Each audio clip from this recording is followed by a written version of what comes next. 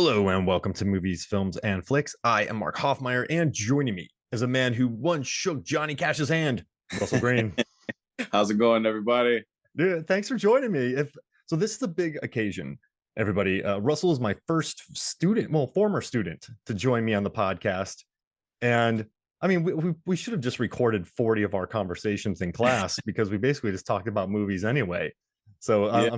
I'm glad you're joining me, and I'm glad you're joining me to talk about The Devil's Rejects because this is a movie I wanted to talk about for a while because it haunts me. Right? It's a movie that holds a special place in my heart. What's the story? What's the story? How when did you first watch this?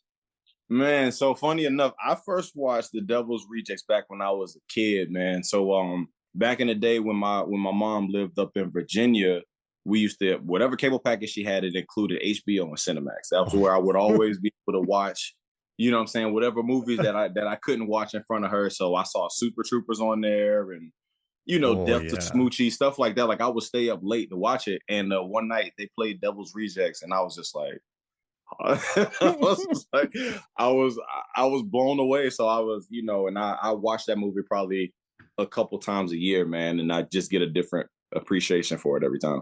And so I watched it when I'm thinking '05. I watched it. We probably rented the DVD. Someone maybe bought it, and we put it in. And this is on that night we had a show. I was in a band called the Brewskis, and we were terrible. But we had a show, and we used to hang out together as a band the day of, and just kind of bond. And we never practiced, so we'd just hang out, have some beers. Someone decided to put on the Devil's Rejects, Mhm. and we just sat there, just. But you know what though, man? Like I didn't like House of a Thousand Corpses, so I was like, oh no, like Rob Zombie. Right. But then you get like characters talking about you better say some Mark Twain shit Yeah. before I mean, just Bill Moseley absolutely destroying every line that comes out of his Yeah. mouth. Like this Mark Twain stuff, and then you get the Freebird ending, and then you Hmm. get, I mean, the cinematography in this movie is absolutely beautiful. Hmm. I was reading through my notes, and for the cinematographer, he was a famous documentarian named Phil Parmet, and Rob Zombie told him to watch like Amores Perros and like these super art house movies Hmm.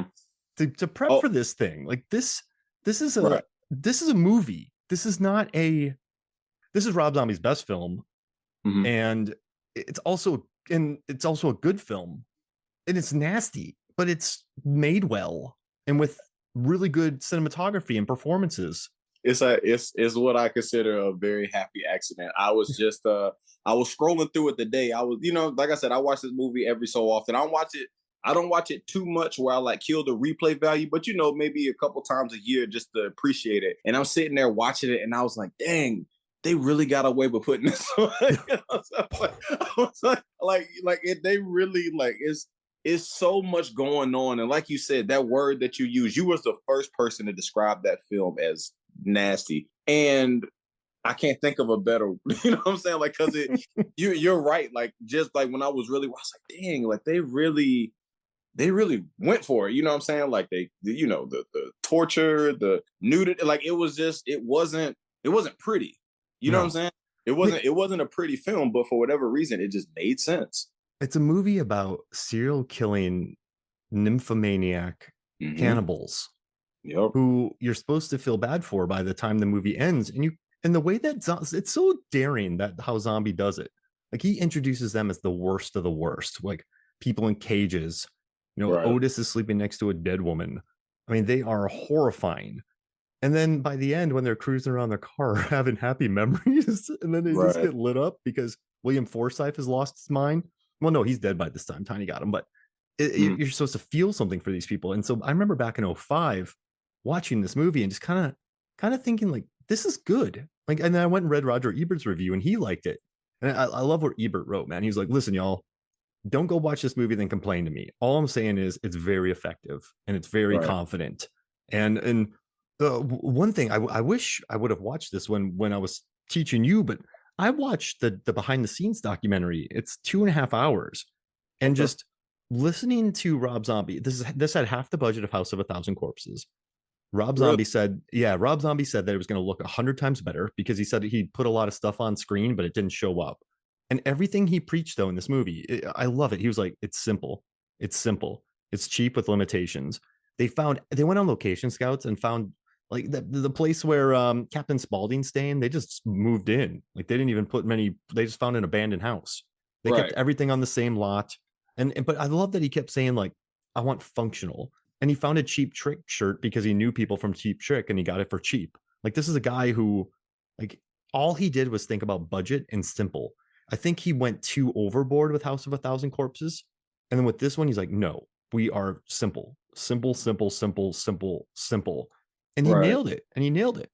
No, that's definitely something like just watching it back now, especially with the knowledge I have from from school and things like that. I will say you can definitely tell the difference between the two. Like they're not even it's not even remotely close to being the same movie. I went back and watched House of a Thousand. So I saw that after I saw Devil's Rejects. Mm. You know what I'm saying? Like I found out about that later down the line, and when I watched it, I was like, I was hoping to get that Devil's Rejects feel, and I was like, this ain't, like this is, I think this is my best way of looking at it.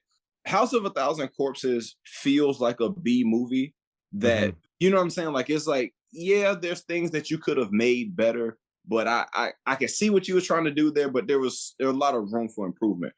Devil's Rejects, even though it looks and kind of feels like a B movie, it feels like the best version of a B movie you could get. If a B movie hit it all on the, you know what I'm saying? Like if it executed well, the only thing that was missing is like the visible, big budget look. But that right there in itself, that's what made it special because it didn't look big budget. Like even when you look at a lot of the shots in it, like there's like, it was a lot of close-ups. If you go back and look Yeah. at, I mean, every shot that's on the character, it's like a tight close-up, and it's like, whoa, like what is the purpose of shoving the camera here, shoving the camera? But it's like it just works. It like I said, it's a happy accident. It's like you failed successfully.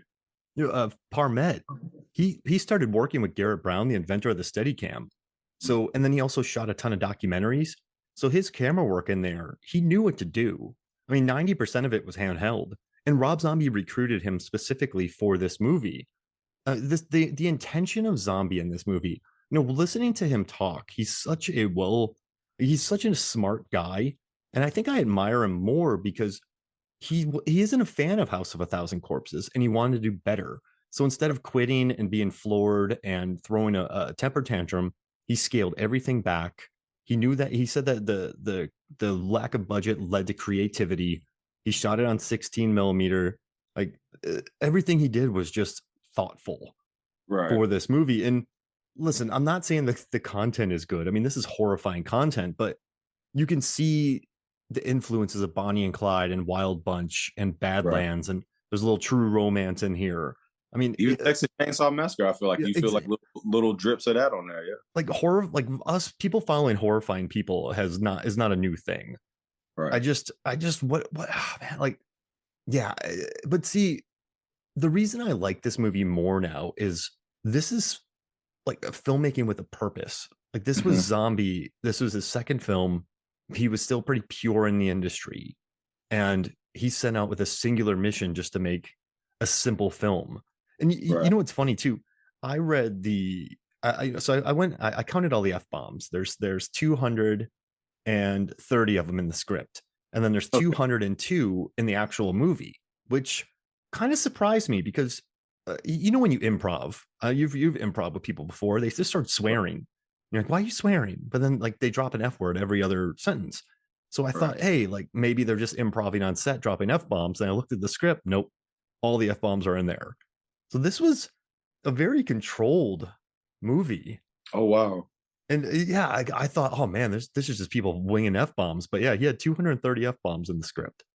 Well, yeah. When I was watching it, when I did my little rewatch, I did pick up on that. Like I thought to myself, like you said, with the character Otis, like I remember busting out laughing when he said that because that's one of those sayings that like your dad says to you like right before, you know what I'm saying? Like you know what I'm saying? Like you're really testing my patience. Like that's one of those smart dad things that they just come up on the quip. Like where'd you get that from, pops?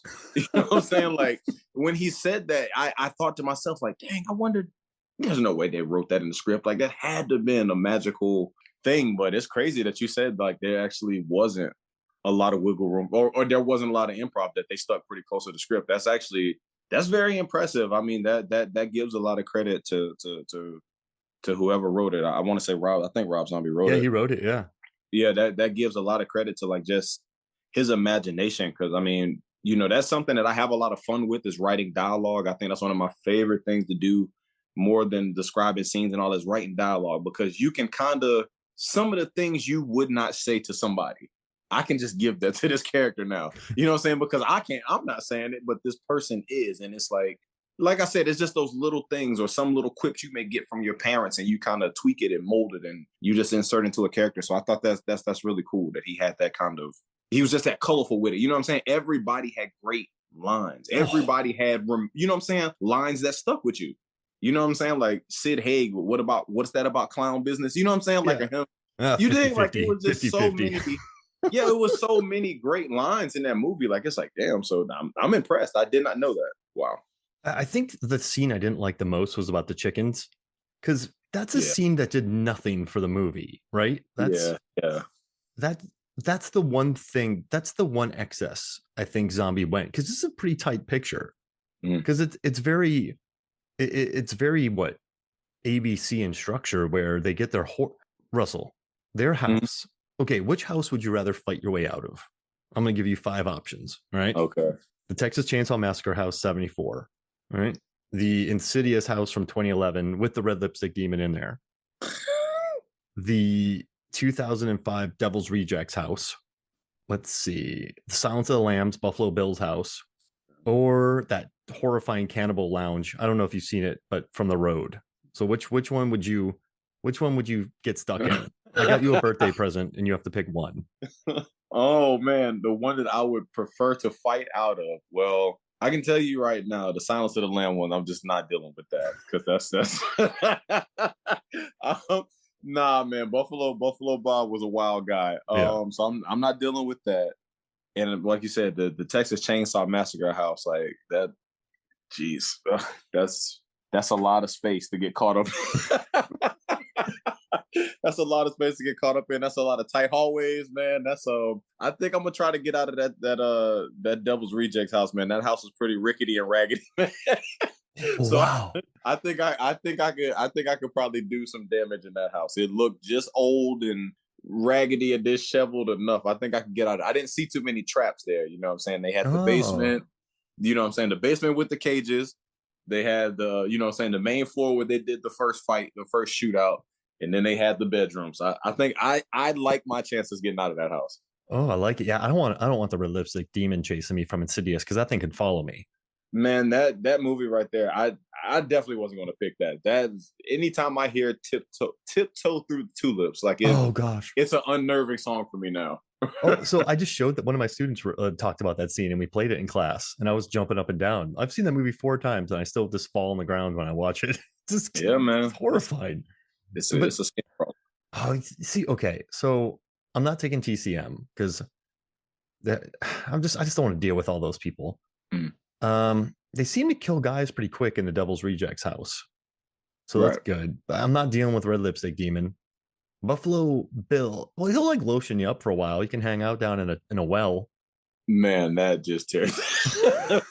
Man, I'm like kinda. I'm not claustrophobic, but I'm like right there. If I'm like, okay, I really can't get out this hole, that would freak me out. I'm not. I just don't want to be killed by the Devil's Rejects. I'm gonna that Red Lipstick Demon will follow me. Gosh, I don't want to be stuck in a hole. You know what? Give me TCM, because Leatherface kills people fast. Oh man, I'm gonna do my best to just jet out. Man, I don't know how I'm gonna do it, but I'm fighting. They gonna have to put some work in to get me. Well, this is the 74, so you can outrun Leatherface. In the '03 one, I don't know if you remember the scene in the 2003 remake, but this guy's running in a straight line, and Mm, somehow Leatherface with a chainsaw manages to run completely around him, get in front of him, and then hack his leg. That's how nice. fast Leatherface is in that one. How See, that's pissed why would you be, Russell? You run 100 yards, right? And you're like, yeah, I ditched this guy. Then Leatherface pops out right in front of you. I'm gonna be honest with you, man. Every time I see those movies, I'm just like, they damn near just leave it because in your mind you're like, I can outrun Jason, I can outrun, you know what I'm saying? I can run out Michael or Leatherface, and then you're just like you said, like they always catch me. They always get like it's like there's no you're never going to leave Mike. You're never going to leave Leatherface. Like they always catch you. So it's damn near like just let him do his business. I mean, You gotta yeah. let him do it, man. And listen, if you Nobody see wants to them, die tired. that means you're going to follow horror movie logic. So you're going to trip on every tree root. You're going to slip on every. There's going to be banana peels. There's going to be Just low get it over branches. with. Just get over it. Just no. I don't want to die tired. Man. He didn't die tired. No, I didn't die. You can etch that on the tombstone. He didn't die tired. No. So where do you rank this amongst other zombie films? Devil's Rejects. Like where do you? This is for me. It's his top, right? I think. I mean, what do you think about his Halloween movies? So I've seen his Halloween movies. My brother-in-law actually, he's a huge Michael Myers fan. So he's the one that actually, I went to the movies with him and my father-in-law as well, and we saw it. And I'm not gonna lie to you, I did enjoy them because they weren't. It's not like I saw anything that I didn't expect to see. You know what I'm saying? But it wasn't like it was bad either. So it was just like this is what I like to categorize movies like this. They're roller coaster movies. I know exactly what I'm getting. Just I'm paying to get you know what I'm saying? I'm paying to get that. So I enjoyed them because I wasn't expecting I wasn't expecting too much. You know what I'm saying? Like I kind of I'm familiar with the character, familiar with the story. So it's like, no, I thought he executed his Halloween films pretty well. And as far as ranking his films, I mean, Devil's Rejects is so good that I just refuse to watch Three from Hell. I'm not going to do it. Yeah, it's a slog, man. It's when you try to recreate magic. Yep. But like so here's the thing. Like I feel like most cult classics, right? Or most movies come like this, come from young directors. Like think about what was Wes Craven's first film? Oh gosh, The Last House on the Left. Yeah, The Last House on the Left. He had no idea what he's doing. He just filmed it like a documentary. You have Halloween. It was $250,000. Like there was a bunch of kids making that film. You have Wes Craven making Nightmare on Elm Street. I mean, look at the way that he just struck lightning in a bottle. I think most of these really great films that happen, horror films, I think they come from young filmmakers who just don't know better yet. Right. And like what, Three from Hell came out 15 years later, and it just you just felt it, man. You just it's not the same. Like you said, trying to I mean, there's a reason why that doesn't happen often in film. You know what I'm saying? Like, I mean, the fact that Ice Cube was able to make Friday, he struck gold with Friday, and like you said, a movie that was made for very cheap, great movie. You know what I'm saying? A cult classic. Then you turned around and did another one, a sequel, little bit bigger budget, somewhat slightly different cast, and then you do it a third time. Like that doesn't happen. You know what I'm saying? Like that, like that's like that's a unicorn situation. So I mean, you made your first one, House of Thousand Corpses. It was like I said, that was a B movie to me. That was a when you're traveling across country, you walk into a Quick Trip or you walk into a Love gas station, they got the DVDs in there for like, say 2 for $5, 3 for $10. That's one of those movies. You dig what I'm saying? You just dig your hand in there because you're about to go pop this in the car. You need something to entertain. Devil's Rejects far exceeded that. You know what I'm saying? To the point where it's like that, like you said, that movie is a cult classic. Like I'm sure he probably gets sick of people talking to him about that movie just because of how good it is and how much I'm sure that movie has overshadowed all of his projects. And rightfully so. You do it again. People want you to do that again. And it's just like you said, it is hard to fail successfully twice. Yeah. And he was coming from a place of desperation, Rob Zombie, after House of a Thousand Corpses. He was coming from a place where he purposely gave himself a little bit of money, where he scaled back everything. Like this was, he had something to prove. And then he proved it with Devil's Rejects. And then he jumps over to Halloween. And what I admire about the Halloween movies, his Halloween movies specifically, is that he didn't make stock remakes. Like I think that Texas Chainsaw Massacre 2003, I fell asleep watching what his... Is that the one with Jessica Biel in it? Yeah, like that movie. I don't know why. I fell asleep. Yeah, right. I did. His Halloween movies are Rob Zombie Halloween movies. They're dripping with nastiness, and he really is obsessed with evil. If you think about House of a Thousand Corpses, if you think about look at Halloween, the scenes with William Forsythe, and Michael just grows up evil and mean and nasty. There's nothing redeeming about him, and I actually think Halloween 2 is probably his second best looking movie there are some Yes. shots in Halloween 2, man, where I went, oh, I see you. Uh, Yeah, yeah, uh, 100%. That was really good. like Yes. wonderful shots in there. And I think next, so I think 31 is not a movie I totally enjoy, but I do think that the guy who plays Doomhead, Richard Burke, Right. is exceptional in it. Like Richard Burke's the dude, he's in Mandy, like he's in Barbarian. Like that dude just pops up in so many different movies, but his role as Doomhead is probably, I'd say it's tied with the actors in Devil's Rejects as the best performance. Absolutely. Yeah, that was another one. Like I said, my brother-in-law, Oh, nice. he's a huge Rob Zombie fan.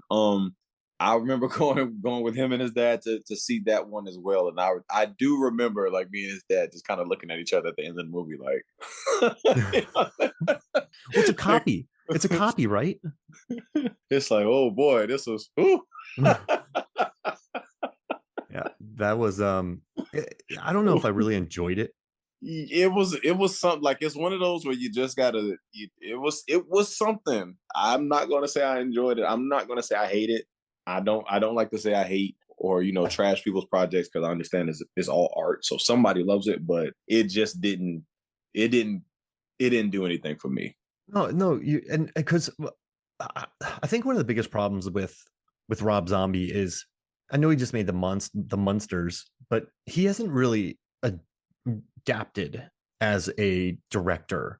I don't think so. He did The House of a Thousand Corpses. Then he purposely and he plans everything out. He makes the beautiful Devil's Rejects, and he makes Halloween 2, Lords of Salem, which as he definitely goes a different angle that way with more like close quartered apartment kind of paranoia type vibes. But then he goes Right. back to 31. He goes back to 3 from Hell, and he sort of regressed at that moment. I think where Yeah. as opposed, I guess he just went back to his wheelhouse, Mhm. and when you do that, you're never desperate. Like he has money, he's doing fine, Right. and so he's not going to find that desperation. He's not going to find what he was looking for in the early 2000s. I think. I get what you're saying. But kind of like once you like some of these basketball players, some of these athletes, like once they get that big contract or they get that championship, it's like whatever they did to get there, they never, what I'm saying, like to continue to replicate that. You know what I'm saying? You didn't, that same hunger isn't there no more. That same drive to, Yeah. what I'm saying, that whatever that free feeling is, you can't tap into that. Like you said, I mean, it is a beautiful thing to be young and inexperienced because you just do your best creation because you don't know anything, so you're just going for broke. You're just letting your imagination run as free as it possibly can. You're not thinking about nothing. You pretty much regurgitate it out onto your tablet or to your laptop or whatever. It's right there in front of you. Then you go and shape it, and then you're like, all right, cool, let's put it out. And it's beautiful. But once you do it, and then once you kind of know something, now you're starting to, like I said, because now you know a little bit of structure, you're not running as free as you Yeah. once did. You know what I'm saying? Like, and you won't even allow yourself to run as free as you once did, but out of feeling of you'll never catch that same thing again. You know what I'm saying? If you keep comparing it, you're always going to be down. They say comparison is the thief of joy, and I truly believe that. So if a creator believes that's it. You know what I'm saying? Like you'll don't worry about it. Just make the movies you want to make and go for it.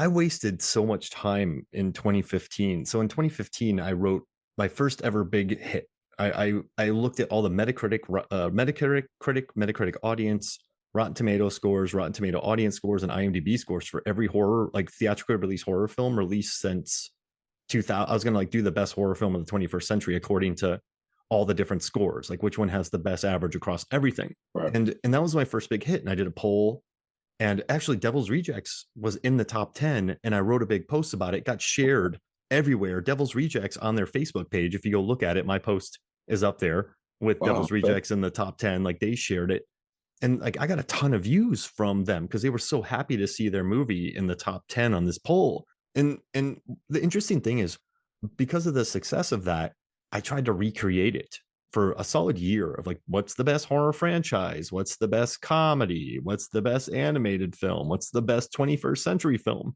And they all flop because I was trying to recreate something, not grow as as a writer. I was just trying to recreate this feeling I had Right. and the success I had. And so once I gave that up and I just started writing about Jason Statham's overcoats and jet skis, that's when I found my success and actually got hired from companies. When I realized that trying to recreate what was big is just a waste of time, and I wasn't growing as a writer, and I was just wasting a tremendous amount of time. So I think with Rob Zombie, he yeah, I just think he was trying to I do think he wants to recreate how great Devil's Rejects is. And Yeah. he's still a super smart guy. And Yeah. I mean, he's sold millions of albums. He's been on giant tours. Like he's an incredibly smart guy. But I just Absolutely. when you watch Three from Hell, you're like, yeah, this isn't it. And I think he can, maybe came close from 31, but I just think you got to grow. Like M Night Shyamalan, I love. He's a guy who sort of he gets it. Like he knows, like when he wrote Sixth Sense, it was to get out of the Miramax contract. So he's like, I'm going to write the greatest movie ever. And he got out of his Miramax contract, made a movie that got nominated for Best Picture. And then he Mhm. made Unbreakable, which he said was, this is my favorite superhero film, but he said it was 60% art, 40% film.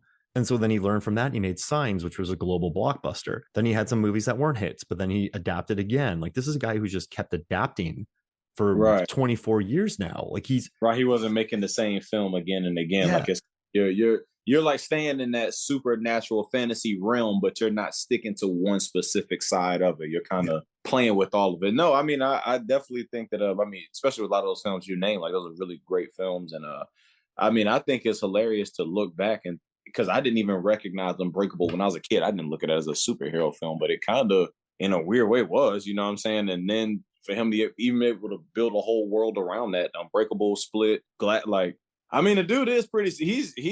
He has some things I like. He has some things I don't like. But I will say that no matter what you can say about M Night Shyamalan, he is willing to do it. He's willing, you know what I'm saying, like to make that thing that's different from what other, you know what I'm saying, like yeah. he's not in the same thing again and again. And sometimes it's going to be a hit. Sometimes it's not. But he knows how to make a hit. You know what I love? Yeah. Remember when he had that massive collapse with Airbender and all those movies? And he was Yes. like, okay, well, I'm going to work with Blumhouse. They're hot. I'm going to self finance a found footage movie that's super easy to tell about these grandparents. We did an episode on it. It's a fun episode.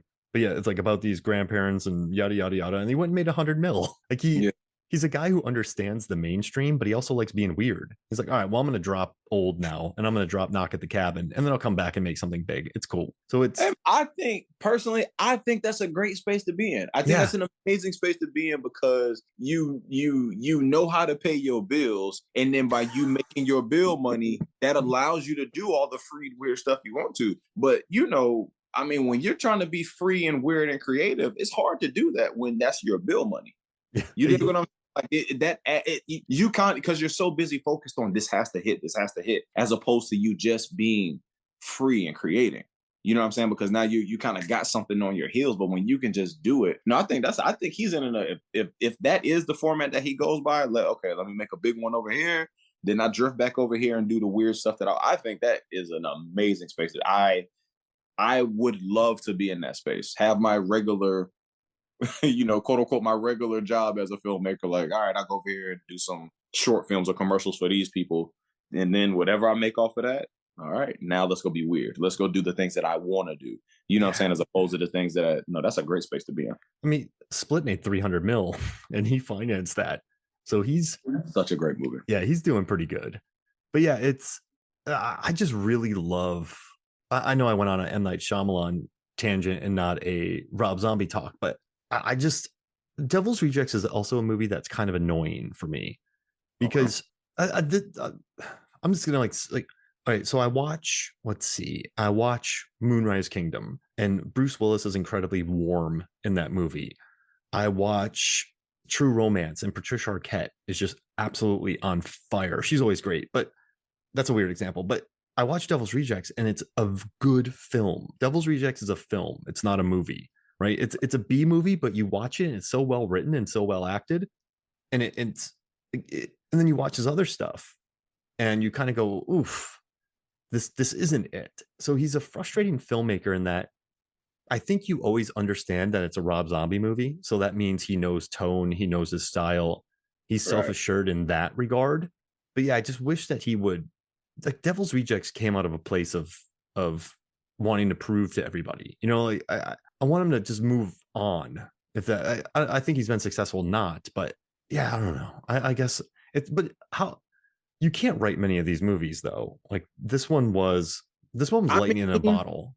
I mean, well, I think I'd have to push back against that. I actually think you can write these movies. I think it's just all about how you deliver them now, and what are you doing? How are you getting people engaged into the story? Because even with this, let's just take this for instance. I mean, it's Devil's Rejects was made in a time where, you know what I'm saying? Like, I mean, cell phones was out, but they wasn't like, you know, the way that it is right now. So it's like back in those days when cell phones wasn't super available, stuff like that, and you look at kind of like the time period of the movie looks like what?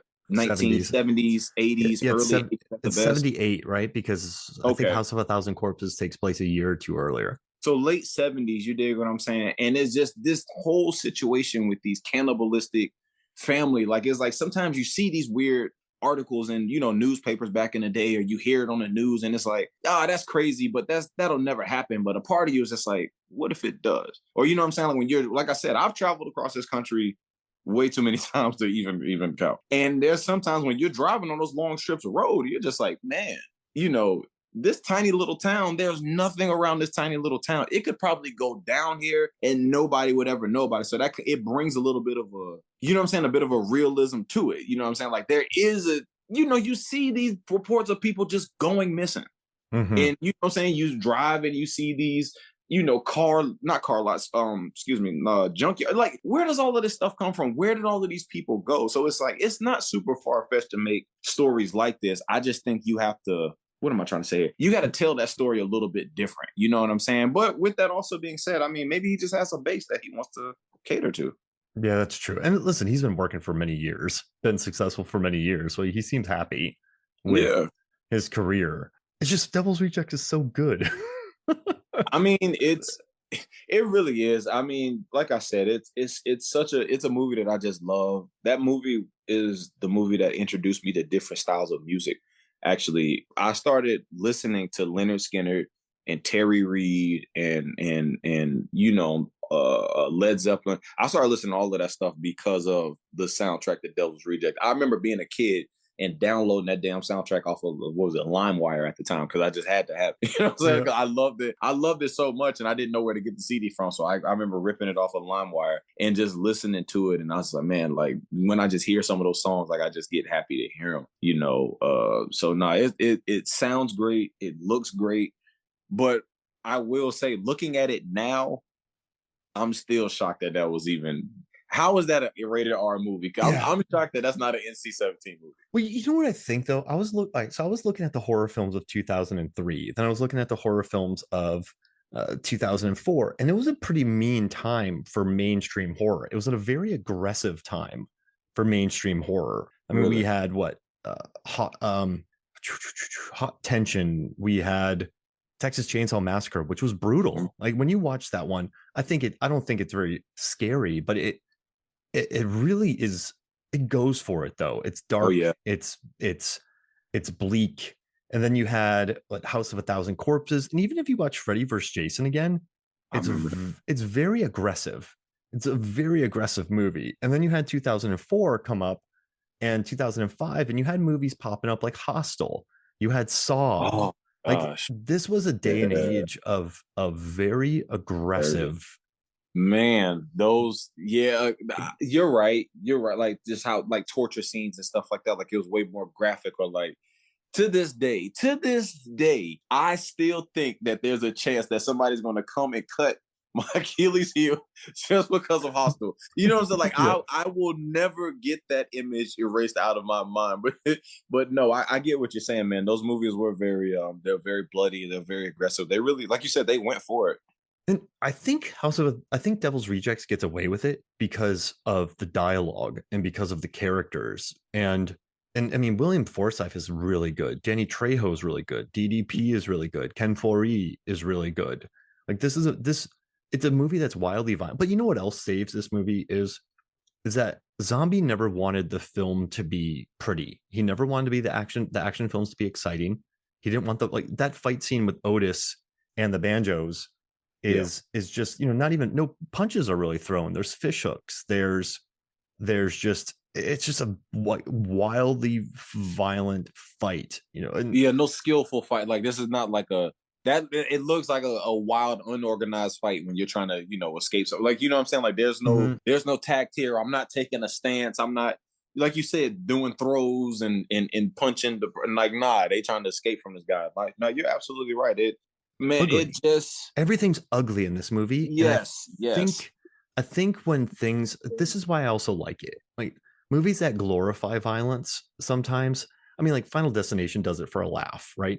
But I think Yeah. horror movies that glorify violence, and I think if you make a movie like this and you don't make the violence ugly, I think that's worse than what Rob Zombie does. I really do, because if you're going to make a movie like this, make a movie like this. Like if you Johnny Numb, we have this series called the Feel Good series on Movies, Films, and Flicks, and we watch like Bad Lieutenant and First Reformed. And if you're gonna make a movie like that, make that movie. Don't pull punches, because then it'll just be pointless violence that leaves the viewer completely empty. This is a movie that Devil's Rejects doesn't do that. I think there's enough well-written scenes here, and there's so much mean-spirited humor, but everyone's so committed and it's so well shot. I mean, in the motel room, they shot wide open, which I love. You know, like Mhm. they shot wide open with their lenses wide open to capture as much light as possible. And then they said we bounced a lot of stuff off the floor and tried to stay away from a theatrical kind of look. Although, if you look at it really closely, it's not totally realistic. There's a lot of backlight coming from other places. But the idea is to create an impression of naturalism and not necessarily make it natural, which I love. Like, that's a great thing that the cinematographer said. But yeah, they really tried. This wasn't just a nasty little thing with nothing to it. This is a movie that tried to make you feel bad for the killers. It has an agenda, and it's very confident. So I think when you make movies like that, like Devil's Rejects, I think they pass easier along the board, because I mean, look at Bonnie and Clyde, right? Look at Wild Bunch. Those movies are nuts. Right. Look at Straw Dogs. And so I think when movies are good, they get away with more, is what I'm saying. Like Titanic had entire That's frontal, true. like Titanic had a ton of breasts for 20 minutes and it's PG-13. I think the MPAA works with that. Not always, but yeah, I'm shocked. And also, there's a lot of CGI blood. You know, Russell, what do you think about the CGI blood in this movie? I don't mind it.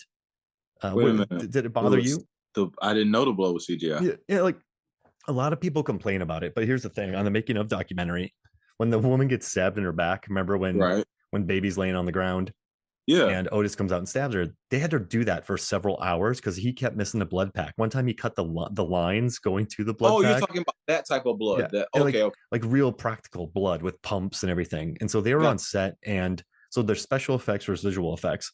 And like he was stabbing this thing and it didn't go right, and they just spent hours on it.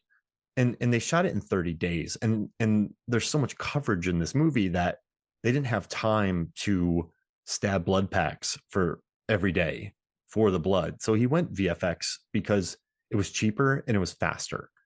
wow. So, and that's what he had money for. So I don't mind it, because there is an artistic, and there's a reason for it. It's not like, just make it VFX blood, like whatever, it's cool. Like he had to. So I don't mind it when I understand why the director did it. Mhm. I have to go back. I can tell you this: if that's the case, they use CGI blood. That is mind blowing because I definitely thought all of well, obviously not real, but you know what I'm saying. Like it looked good to me. You know what I'm saying. It was enough for me to be like, like when they oh gosh, that the character when they're fighting in the junkyard. Uh, There's Roy, and then there's Adam Banjo. Yeah, him. You know what I'm saying? And after Otis, I want to say Otis shot him in the neck or whatever, and he's just like Oh, on the ground. And you know what I'm saying? Like just the way that it was like, I don't know, man. Like you said, that movie just always felt there's a certain thing about I don't know what about that movie. I don't know whether it's the way that they shot it. I don't know whether it's the camera. I don't know whether it's the filter. Whatever it is, that movie has just some weird level of realism to it. It just it doesn't feel like a movie at times. It feels like we're really getting taken on this roller coaster ride of like a wild, you know what I'm saying? Like almost like a documentary, damn near. You know what yeah. I'm saying? It just feels that way. And like I don't really know what it is that they did, but they kind of took the cinematic feel out of it. Well, that's the brilliance of Rob Zombie here. He hired a guy who shot mostly documentaries and had Yeah, and yeah. was new handheld cameras. He brought in his friends who had worked with for the role, so they were very committed. There's a lot of coverage in this film. There's a scene where the lady has the mask on and she's running out of the hotel room before she gets hit with the truck. Yes. And Zombie made her do it again because he said, and they had to film it again because he said it looked too rock and roll video. So he wanted to avoid, he wanted to avoid the rock and roll video look. He wanted to pursue naturalism for everything he could. And you know what though? I don't think these performers get enough credit for that, because you've acted before. I've seen you be the shadiest photographer on the planet. And what was the name of the character? Oh Oh man. gosh, I can't remember his name with the hat. With the Yeah. hat. Just know that Oh, Russell I, played a guy who's like the shadiest photographer ever, just drinking whiskey, taking photos, I cannot remember his name. Oh, that's gonna bother me. rocking the hat. But this is tough to keep the energy up. Like the Sheri Moon Zombie in this entire film is just an all energy. Otis, the way he has to deliver his lines, Right. beautiful. I mean, Sid Haig, the way he keeps his energy up. Even the people in the house. You have the Sullivans and you have the Banjos. They did. They Everybody did an amazing job. Yeah, the yelling when Posehn catches a bullet in his head, their screaming is nuts. And Yeah. even Danny Trejo's speech about, listen, man, like you hired like the two dudes from hell to go kill people from hell. Like this is what Right. you do, so don't pull back now. Like you need us. What's interesting is like William Forsythe, his brother was murdered, and he's seen the worst chaos by these people. Then he becomes the villain. If anything is probably the most intriguing about the story of this is that what you just said. How the hell did we start this movie off with these people that these are deplorable human beings that we, by all accounts, we all should hate these people. You know what I'm saying? Like you said, they're murderers, kidnappers, rapists, torturers, just the worst of the worst people. And somehow, through us watching this story, they go from villain to damn near anti-hero, where you find yourself somewhat cheering them on because William Forsythe's character has gone so far off the rails, and he's becoming what he is now chasing. You know what I'm saying? Like he's torturing, he's, you know what I'm saying, doing all of this stuff, and it's man, that I'm gonna be honest with you, I don't know too many films that have made me feel that way, where I go Yeah. into it, I'm looking at the villain. I know you are a villain. I should not side with you in any way possible. There's nothing we should agree upon. But even so, when we get to the end of it, it's just like, damn, just gun it, man. Just push through the roadblock. They're gonna make it. You know what I'm saying? Like it's that Mhm. weird thing. Now you find yourself cheering for them. No, And that's and crazy. they're not super powerful Kevin Spacey from Seven, right? They're not like they're not insane people like Buffalo Bill or like Annie Potts, right? Is it Annie Wilkes from Misery? Yeah, yeah, Uh, yeah. I remember. they like Rob Zombie said that they become kind of likable because they have a code where they're always honest, they're horrifying, but they're terrible, terrible, terrible people, but they're always terrible. And then they sort of have a weird code about them. Yeah, And they're also kind of idiots, like running out of gas. Like they're on the run too. Like they're not smarter than the cops. They're just on the run. right. So it's just an interesting uh yeah, they're horrifying people and they'll snort up all your cocaine. That's for sure. But it's uh, uh I guess for them there's an odd what's the word? Maybe a purity to their evilness, that Yeah, they're not hiding anything. I mean that it's a weird thing, but I guess that is a thing. Like you said, there's some sense of honesty to them, and the fact that they just own who they are. They're not trying to, dress it up and like, oh, we're nice, beautiful people in the daytime, and then like no, they present as awful as they are. Yeah. Like this, there is no, there's no schmoozing, and we will get whatever we want, however we want it, when we want it, you know, however we got to do it. So no, there is some weird beauty to those characters. And then on top of that, I just think that there's something to be said about when we see kind of the white knight characters turn heel and go black. Hmm. Like it's always that thing. Like you damn near hate that person more because it's like you should have known better and you still descended. So I think that's the reason why it's so easy to turn on William Forsythe's character and start cheering them on, because it's like you should have been better. Yeah. And so he turns, but then you have the family of the Fireflies who stick together.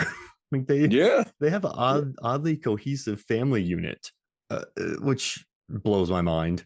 But yeah, you know what's interesting too? That they're never like we're evil because of the society, or we're evil because like Michael Myers. I had a terrible father.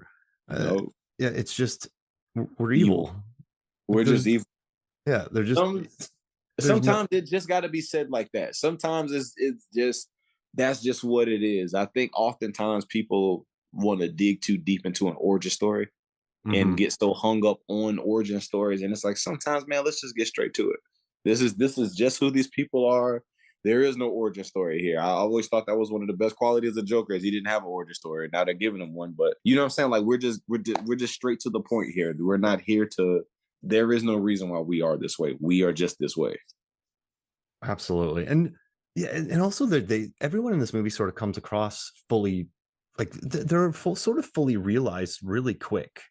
So I think from a screenwriting perspective, when William Forsythe goes like Alabama ass kicking and just the way that they run away from the house, the way that they like I think every character comes fully realized. Now, I think the weakest part of this movie, the one that always takes me out of it, is Mother Firefly, played by Leslie Easterbrook, the cop, Right. the cop from Police Academy, Mhm. because her performance is her performance isn't even at 11, man. It's like 14. Like Yeah. she's House of a Thousand Corpses, whereas the rest of them are Devil's Rejects. I don't like her yelling in the prison cell. Like that's a different movie to me. And this movie excels when it puts you in it and you're existing in the nastiness. But when you're with her, it just goes so over the top that I don't enjoy it. I would say that's my least favorite part of this movie. Now, I think the actress is fine, but I'm not sure why Zombie let her turn it up to 13. Mm. What do you think about her? What do you think about Mother Firefly? I kind of feel the same as far as her character goes. It when I really think about it, I mean, two characters that just kind of didn't really make a lot of sense to me. Her character, like, I mean, I guess she was there to kind of poke the bear in a sense with the sheriff. You know what I'm saying? Kind of add fuel to his fire. So maybe I think the character that kind of was out of place the most for me was the tiny character. You know what I'm saying? Like it's Yeah. like he pops. So you see him in the beginning dragging a dead body in the woods. He's this you know, clearly disfigured looking guy or whatever. So we want to keep him from society. I don't know, giant almost. And then he just so happens to come to the rescue in the ending, and then he goes and he's so heartbroken that he walks into the burning house. You know what I'm saying? Like what none of that none of that really made sense to me, but I guess I don't get too hung up on it. But nah, his character kind of puzzled me a bit. But her character, as far as her performance, I mean, she really did. She was in that prison cell wailing, man. She was in there doing some screaming. But no, I think that part of it was a bit much, but I think the part of her, going through and showing him the pictures, and I'm cool with that because, like I said, she's kind of fueling his fire to be like, okay, I gotta not only do I gotta do this to uphold the law, but now it becomes a vengeance thing. It's a vendetta thing for William Forsythe's character, the sheriff. Yeah, absolutely. And one thing about Tiny is the actor Matthew McGrory. He just couldn't move, and he ended up passing away in 2005. So I think Yeah. they wanted him back in the movie as kind of a. He sneaks up on William Forsythe really well too. I just want to like he comes out of nowhere, but but then he passed away. So I just don't think he could move. So they just sort of brought him back and then just had him walk into a fire. Oh, okay, okay. Just kind of Fan service, I guess. okay. Well, I mean, knowing that makes a lot more sense, and knowing that now, that kind of makes it a little bit more okay. Then sometimes I don't have a problem with that. You doing a bit of a chef's kiss to a character. I mean, sometimes that's a like you said, that's a cool little tidbit of knowledge. I did not. I do recall reading about him passing away, but I didn't. I Yeah. never thought it was that could have been the motivation behind his character being there. And they also had a subplot with Dr. Satan in it from House of a Thousand Corpses, but they cut that out because he belongs in another movie entirely. That would have made this movie worse. Yeah, Yeah, it because would have that's been not the too movie. much. Yeah. Yeah, no, I think more than anything, that's the great thing about it is it's like I think we both can say we've seen movies where you just like, okay, you got it, you got it, you got it, and then they put on an extra. You're like, no, Yeah. you put, you know what I'm saying? It's like making a pizza. No, you put too much cheese. It's too much cheese. Stop. Yeah, You know, stop. Don't do that. Don't do that. it's too much. No, you had it perfect. Yeah, I mean, that's why I'm a firm believer that listen, man, I do understand why some directors' cuts may be good, but man, some directors' cuts aren't. You Mm-mm. know what I'm saying? Because it was just way too much. Like it's just, I mean, I saw Ridley Apocalypse Scott's Now. the king of it, right? But Yeah, yeah, Apocalypse Now is a lot. yeah. It was a great movie as is. I saw the whole what like 3.5 hour edition or whatever, and I was like y'all didn't need this. And people are obsessed with all the cuts too. But I mean, make extra money. Why not put some extra money in Francis Ford Coppola's pockets? We can get I some more get wine out of it. great, amazing filmmaker. Hey, so I put out on Facebook. I asked some of my MFF followers about Rob Zombie movies, and I got some Mhm. answers, and I want to read them out. Okay. So I got, let's see. So I asked, what's your favorite Rob Zombie movie? What do you think about The Devil's Rejects? And what is your number one all-time favorite horror sequel?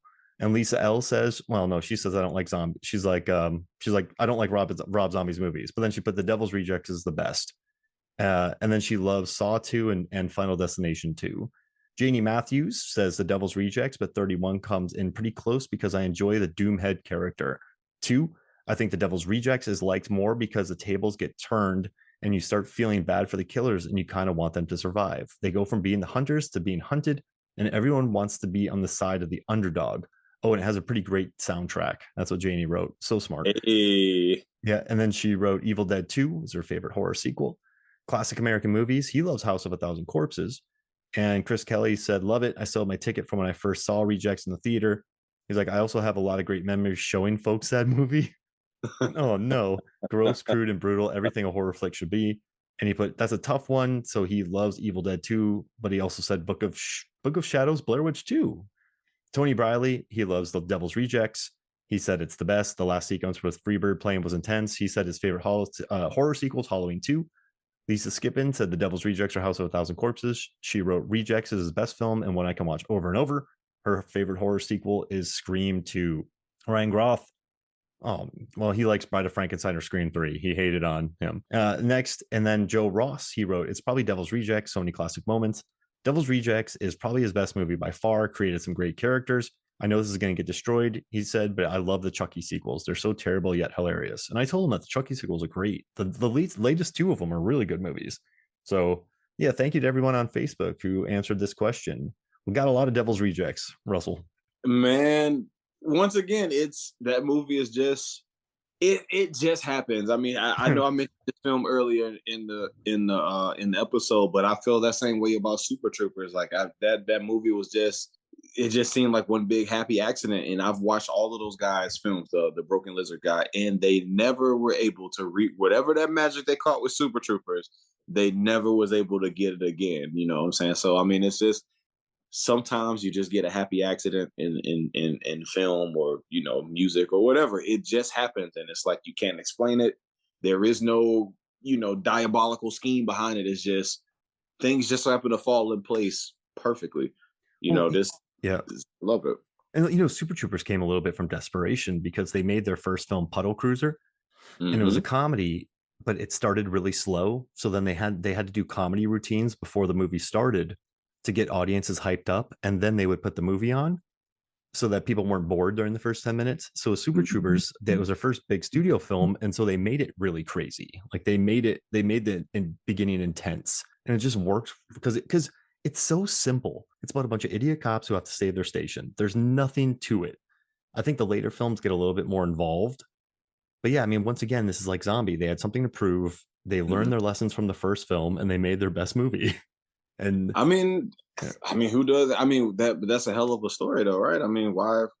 Like you said, when it comes to desperation, sometimes, especially when you're creating and you're like really trying to like, okay, all right, y'all say I can't do this, or all right, fine, let me prove myself to show why why I need to be in this space. I mean, I'm definitely I'm feeling that exact same way right now.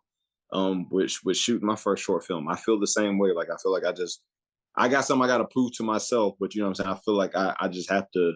I just gotta know that I belong here in this space. You know what I'm saying? Like I'm supposed to be here doing this. You know, so that's why I feel the way that I feel about films. That's why I go as hard as I do behind filmmaking and filmmakers, because it's like, you know, you just want to be, you know, I'm just trying to showcase that I'm supposed to be here. You'll get So there, man. You'll get there. yeah, we almost there. That's We right. almost there. Hit a few bumps in the road, but we'll definitely Oh, you're gonna hit many more too, man. get there. That's the fun part of it, though, man. Yeah, yeah. It's been a journey. I've learned a lot through the entire process, but you know, we got a great story, and we're going to film something pretty special, man. The hopes is to get it into film festivals and, you know, try to make Nice. some noise at these festivals, man. So that's my goal right now. If that one don't make it, the next one will. And listen, like, I think the biggest strength I've had with my career is I decided I wasn't going to go anywhere in 2010. Yeah. I'm like, I'm just going to keep doing it. I've had so many duds, man. I've had so many waste of time articles. I've had so many pitches turned down, but you just move on to the next one. So you'll do it. You'll be all right. I mean, I taught you, man. You'll be fine. I appreciate that, man. Like I've learned a lot from you, man. I've truly have learned how to like take the time and really appreciate film. And I will say, because of your class, I now make it my business to watch more short films. I make it my business to watch definitely more old films. If it's the older, the better with me now. I used to be very snobby about black and white films. You are the sole reason why I've started watching black and white films of all sorts. I don't care what the genre is and nothing like that. I've been watching the hell out of a lot of blaxploitation films lately, like the ones that you don't even, none of the big name ones, like the ones that you don't even know. You know what I'm saying? Like the you've never heard of. You didn't know that, you know, Rudy Ray Moore did this, or Fred Williamson did that, but there's a lot of gold in those blaxploitation films too. I think that's probably why I connect with Devil's Reject so much, because it feels like a Exploitation. it does, you know what I'm saying? Yeah. Some of them blaxploitation movies, like you said, because they didn't know what they didn't know, they were free. And they just were able to create and make some really unique storylines. So that's where a lot of my influence comes from. So I appreciate you for, you know, helping expand my horizon when it comes to film. Seriously, I just love sitting down and watching films and just essentially just watching somebody's art and learning how to appreciate people's art, as opposed to watching movies with kind of a snobby outlook at, oh, this is good, this is bad, instead of being like, okay, I see why people like this, but this is why it doesn't work for me. But I also see the beauty in this, you know, and so I might see some beauty that other people just don't see. So no, I appreciate you so much. You allowed me and taught me to have a true appreciation of what film is. Appreciate it, man. Yeah, I mean, yeah. I got nothing else to say. I don't like it when people compliment me. I'm like, what's going on? I don't like it. You got to get used to it, man. Nah. I'm weird about compliments too. We got to get used to it. Hey, well, we did it, man. We've been talking about this for a while, so I'm glad we got to talk about this movie, and I'd love to have you back. Hey, anytime, just let me know. I had an amazing time. I had a ridiculous amount of fun. I was looking forward to this for quite some time, so I'm happy that I was even able to, you know, was able to do this and finally chop it up. Have you watched Truck Turner yet? Oh, come on, man. Truck Turner is one of the greatest blaxploitation movies of all time. I've been wanting to talk about that for a long time. Well, I tell you what, man, just let me know and we can hook it up. And I can't shut up about that. Like, that's another one of my favorites, you know what I'm saying? Right. So just let me know if you ever want to talk about Truck Turner. I'm here. Well, the nice thing about bringing people on to talk about their favorite movies is it's just easy. Yeah. Because they just talk about their favorite conversation stirs itself, you know? Yeah. All right. Well, hey, man, thank you so much for joining me. It's Hoffmeyer. Thank you so much. You stay blessed, my man. All right. So for me, Mark Hoffmeyer, for Russell Green, this is Movies Films and Flicks. We'll see you next week. Thank you.